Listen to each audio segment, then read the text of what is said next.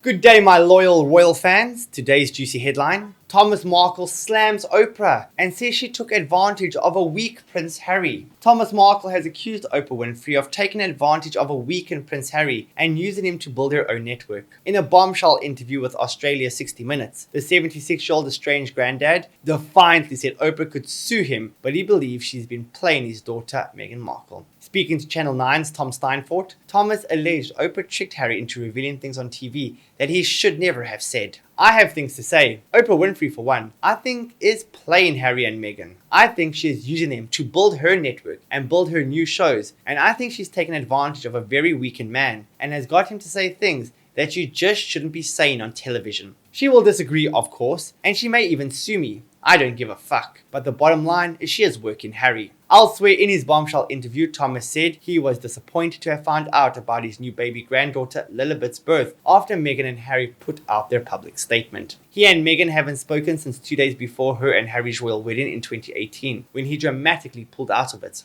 My congratulations to Harry and Meghan, he told the camera. I found out Lilibet's birth after the face and I have to deal with that, and that's okay. There's always disappointment here. Lily is perfect, and the other thing that makes me happy is that there's a lot more Markle blood in the royal family. He went on. All I can say is that I hope eventually I get to see these grandchildren of mine. I'm a pretty good grandpa. August 4th, 40 years ago, Meghan was born by C-section, and I was the first one to hold her in my arms. I fell in love with her, and I've been that way ever since. I will be very disappointed if I don't get to hold my granddaughter. Asked if it hurts for him to be separated from Meghan, Harry and their 2 children, Thomas said, "Of course it hurts. There are axe murderers in prison, and their family comes to see them. I'm not an axe murderer. I made one dumb mistake and I've been punished for it. This show they've been on, they talk about compassion. There's no compassion for me, no compassion for my family, and no compassion for the world." Thomas then compared himself to Harry's father, Prince Charles, insisting they've been ghosted by the Duke and Duchess of Sussex. I think we would get on quite well if we went for a drink together, and I think it's unfortunate that's happened to him as well. He seems like a likable guy, and I appreciate the fact that he walked my daughter down the aisle. I would certainly not have asked for a better replacement, although I would have liked to do it myself, Thomas said. I see them both ghosting their families completely, and now they are alone in a huge house where they can probably accommodate 20 people.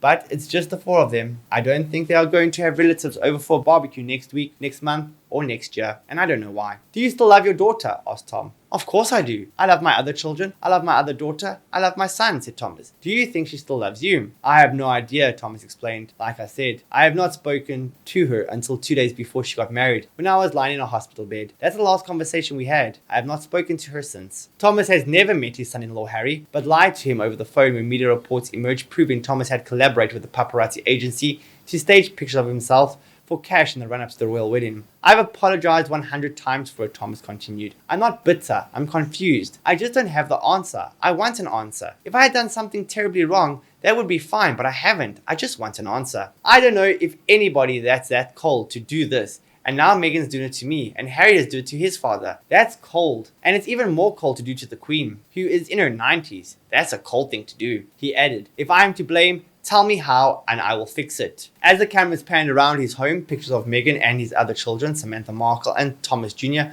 are framed on the walls. "Weekends were very special when Meghan was young. We take her to dance classes. She wanted to be a dancer," he reminisced. Showing a picture of newborn Meghan laying on his chest, Thomas said wistfully, "I would like to have that experience with my new granddaughter." Asked what he would say to the Duchess if he was watching, he replied, "I do love you. I wish we could sit down and talk about it. I'm not an ogre. I'd love to talk to her." But he ruled out driving down to where Meghan and Harry are living now in California, saying that would make him a stalker. "It's a peaceful place where he lives. I'd like Meghan and Harry to come here. I would never do that, knock on their door. That makes me a stalker. I'm not a stalker. She knows where I live. He knows where I live. Harry is invited to come down anytime he wants, alone or with Meghan. And she's invited to come by herself or with Harry. I would love that. Father's Day is coming up. That really hurts when Father's Day comes up. I'm not the tearful type. I keep everything in here. I don't let it out, but certainly I'm hurt a lot by it." And he shares his fears that he'll die before he'll ever get to meet his grandchildren, telling Tom, "On the 18th, I will be 77 years old. Most of the Markle men don't make it past 80.